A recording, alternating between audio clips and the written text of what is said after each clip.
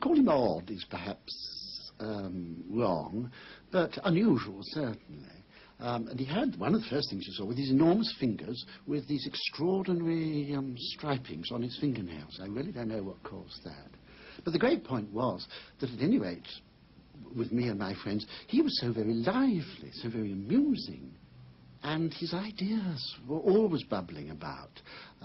What about? Certainly about mathematics, because I was a fellow mathematician, but culture in general. I mean, he used to lend me books, and he certainly expected you to be able to read foreign languages. He lent me a book by Gide in French, and then a mathematics book in German. These are pretty high standards, I think, were expected. While Turing was in retreat at King's, computer engineering was moving ahead elsewhere, in the United States and in Britain. Manchester University, where anyone who urgently wishes to know whether 2 to the power of 127 minus 1 is a prime number or not, can be given the answer by an electronic brain in 25 minutes instead of by a human brain in 6 months. Setting the machine for this kind of problem takes a week. Then the brain is switched on, and impulses passing to the computer make the actual calculation. By 1948, a team of engineers in Manchester had got a small digital computer up and running based on Turing's ideas. It was limited in memory and power, but Turing was very keen to see what it could do. He took up a research post at Manchester University and began writing experimental programs. He developed his ideas about the similarities between minds and machines, and in 1950 he published a prophetic essay. I propose to consider the question, can machines think? This should begin with definitions of the meaning of the terms machine and think. The definitions might be framed so as to reflect as far as possible the normal use of the words, but this attitude is dangerous. What Turing's argument suggests is that the things that it should be possible to compute with neurons in the brain are exactly the same things that it should be possible to compute with, say, transistors inside a computer. And that's kind of a scary thought, because it suggests that you and I are able, that we're machines somehow, or at least what we're able to ever think is somehow the same set of things that a computer could think. And a lot of people find that a very threatening thought, because it suggests that somehow maybe they're not so worthwhile if they're just a computer. I mean, we're used to computers. Computers are dumb machines. We know that they're not valuable in the sense that people are valuable. And so somehow people find it very insulting, the notion that they're a machine. And yet Turing's argument is that what you can compute doesn't matter what you're built out of. That's the essence of it. And so it doesn't really matter that we're built of biological components. What we can compute is the same as what a transistor computer could compute. Turing went on to suggest a game or test. Could a judge asking questions over a teletype link decide whether a human being or a machine was sending back the answers? If not, we would surely have to concede that the machine could be said to think. Turing predicted that this would happen within 50 years. In November 1991, a version of the Turing test was staged at the Computer Museum in Cambridge, Massachusetts. The original question, he went on to say, can machines think, I believe to be too meaningless to deserve discussion. Well, we have 9 years to go on Turing's prophecy, and as astonishing as this would no doubt seem to Descartes, Turing might well be proved correct. Now, his rough estimate... This was the first event in an annual competition with an ultimate prize of $100,000 for the first computer program which can persuade the judges that they're communicating with a human being. But whether that amount of memory is enough to support real thinking is another matter. Turing's original test was unrestricted. A judge could ask anything at all about any subject. The Cambridge version was heavily restricted. Competition judges were confined to specialized topics to give existing computer programs a chance.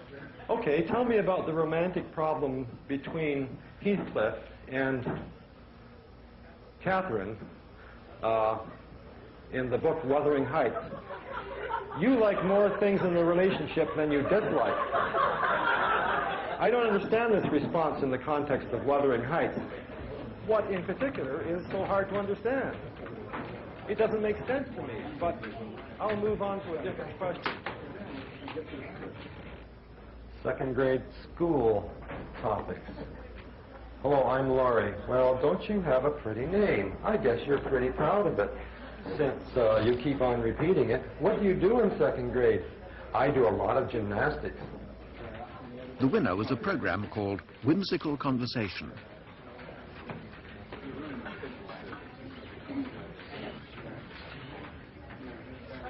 Whimsical Conversation didn't just win, it was judged to be a human being by 5 out of the 10 judges. Problems in interpersonal relationships was judged to be a human being by 2 judges. Second grade school topics was judged to be a human being by 1 judge. We have another 10 years to go, roughly speaking, before we'll know whether Turing's 50-year prediction is right or wrong. It's, I think, perfectly conceivable, it might actually happen, that before the turn of the century, a computer will pass the unrestricted Turing test. I rather doubt that it'll happen. I rather doubt that it'll ever happen.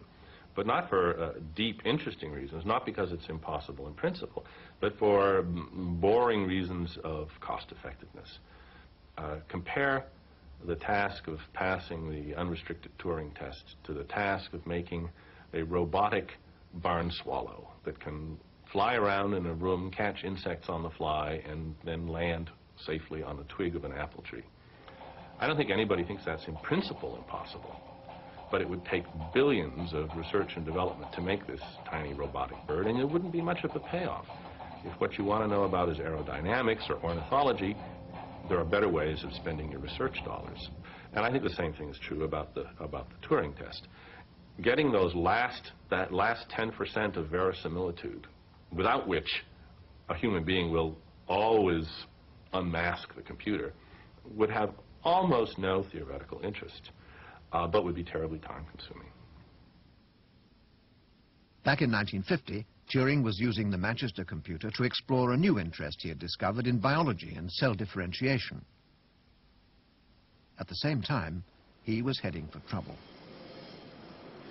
Well, in the post there was this letter from Manchester, and it was from Alan, and it came, I may say, as a great surprise to me, because although I'd realized that he was gay, and indeed one of his boyfriends used to come to lectures with me, I didn't know that he went picking up rough trade in the streets and getting involved with the police. So I was rather startled. Here's the letter. My dear Norman, I've now got myself into the kind of trouble that I've always considered to be quite a possibility for me, though I've usually rated it at about 10 to 1 against. I shall shortly be pleading guilty to a charge of sexual offences with a young man. The story of how it all came to be found out is a long and fascinating one, which I shall have to make into a short story one day, but I haven't time to tell you now. No doubt I shall emerge from it all a different man, but quite who, I've not found out. I'm rather afraid that the following syllogism may be used by some in the future. Turing believes that machines think. Turing lies with men. Therefore, machines do not think. Yours in distress, Alan. Well, it was quite a story. In November 1951, Alan Turing finished his first big paper in mathematical biology, and he felt very proud and pleased at having got this out of the way. And I think it was then he decided to give himself a little bit of a break. And in December, he met a young man on the Oxford Road in Manchester, a chap called Arnold, who, well, after a little bit of getting to know each other, Alan invited back to his house. And there began a relationship, which had its ups and downs, and there were difficulties in it. Arnold, unfortunately, had been rather boasting his relationship with this very impressive chap who told him about working on the electronic brain, all these things in Manchester University, and had let a mate of his see Alan's address on a letter that he was sending to him. And this other chap, Harry, went and burgled Turing's house. And then there was the whole story about the police. He, in his innocence, because he was a total innocent, in his innocence went to the police when his young friend had said he perhaps knew who had done it, and said, "Oh, I know who's done it." And the police, of course, were interested in knowing how he got this information, and it was all pulled out of him. Anybody more sophisticated and more knowledge of the world would have realized that that was what was going to happen. He told me about it, and then and he complained a bit about the way the police tried to catch him out and so on. Then he said, well, you see, and then they made a transcript of our interview, and he said, of course, it was a total caricature, but it wasn't totally inaccurate. For example, he said, Turing, I was having an affair with him. Question, what sort of an affair? Answer on the typescript. Thrust on nerve, intercrural friction and mutual masturbation. And Turing roared with laughter. Well, Turing was certainly very averse to showing any kind of dishonesty or shame or anything else, anything other than clarity, if he could help it. And perhaps overcompensating for his little fib, really made a very full statement about exactly what had happened between him and Arnold. And after he'd done that, he had no choice. I mean, he was clearly guilty of all that he was charged with as a result. Turing had been given an OBE in recognition of his secret wartime work, though no one, of course, could say what it was for. He had also been consulted on occasion by British intelligence. Hugh Alexander, top scientific officer at GCHQ, appeared in camera as a character witness for Turing. He told me two things that amused me. One was that when he was talking to Turing beforehand, Turing brought out a file of everything he had about it, and on outside of the file, in large letters, burglary and buggery, because there'd been a burglary which had given rise to the incident.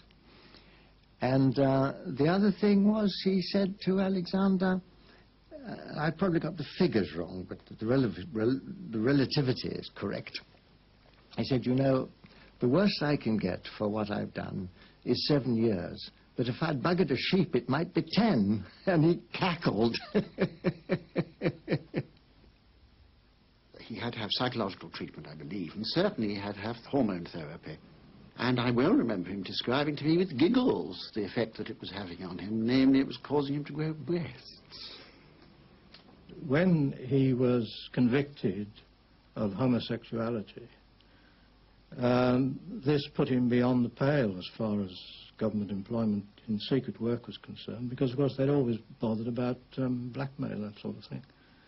And you wouldn't get a PV certificate, positive vetting certificate, if you were convicted or even thought to be a homosexual.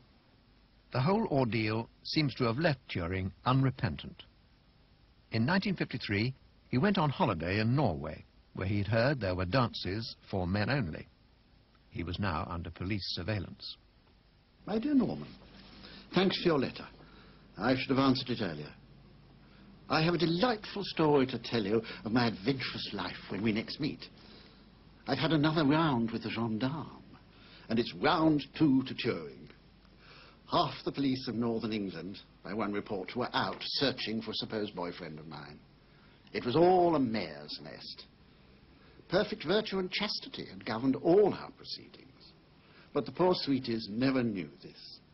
A very light kiss beneath a foreign flag under the influence of drink was all that had ever occurred.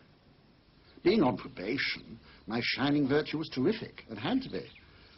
If I had so much as parked my bicycle on the wrong side of the road, there might have been 12 years for me.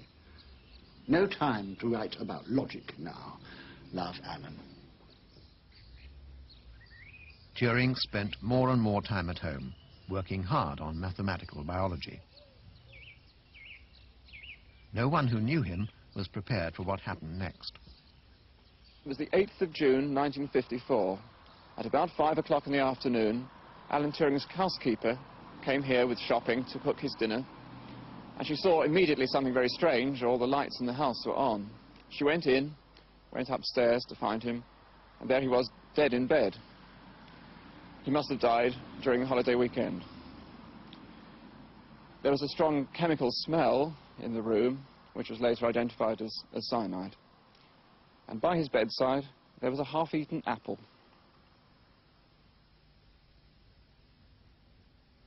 Some people have suspected that the Secret Service may have at least encouraged him to commit suicide, and that there's even a slight suspicion, apparently in some circles, that they might have contrived to murder him on the grounds that he was too big a security risk, that he knew so much, and yet he would go abroad to see some young man. I could imagine them being quite nervous about that, but somehow it seems to me to be far-fetched. Turing's mother never accepted the official verdict. There was no suicide note, he was notoriously careless, and he had been amusing himself with a chemistry experiment involving potassium cyanide. His mother wrote to me, and she said that although it was a verdict of suicide, she believed in accident. And of course, his method was chosen to make it possible for some, at least, to believe that. I mean, you're interested in the reason for his suicide. Some people say it's because he was totally bored with being watched by the police, but I have a feeling it was tied up with his knowledge that mathematics is a young man's game, and that in his mid-40s, which I think he was never going to make another earth-shaking discovery like his famous computable numbers. A lot of people, of course, want to try and trace reasons. Why did he do that? Now, I think it's an insult to human beings to suppose that one can write out reasons for everything they do. I should be very annoyed if someone tried to explain my conduct in terms of serious logical steps. People do inexplicable things. I think it's important to remember that. But the second thing was, I did already know that he had discussed ways of committing suicide with two other people I knew. They both said, well, we weren't sure whether this was just an interesting intellectual exercise or whether it was something serious. Well, it turned out that this went back a long way, and obviously the suicidal impulse was something which came up every now and then. Alan Turing was cremated on the 12th of June 1954, and his ashes scattered in the gardens of Woking Crematorium. There is no memorial. I suppose that the reason that so many of us have a fascination for creating intelligence within a machine is it gets, in a very basic way, it gets at what we are. It gets at what's important about us. And in a way, I guess it has the potential of kind of freeing us from the constraints of our physical, fleshy bodies. I mean, I think it's terrible that I'm going to be dead 100 years from now. And that's fundamentally unfair. And I can think of 2,000 years of stuff I want to do, and at the end of that, I'm sure there'd be another 2,000 years and so on. And I'd love to somehow outlive my body. Now, people have different ways of imagining doing that. I mean, some people write books, and some people have children. But in a sense, I guess this is another kind of children. I mean, the idea that you could put something that was alive and learning and loving in some kind of a body that could last much longer than we do, that you've somehow freed yourself from this kind of short-term meat body and maybe reached out to something farther, something more important and longer.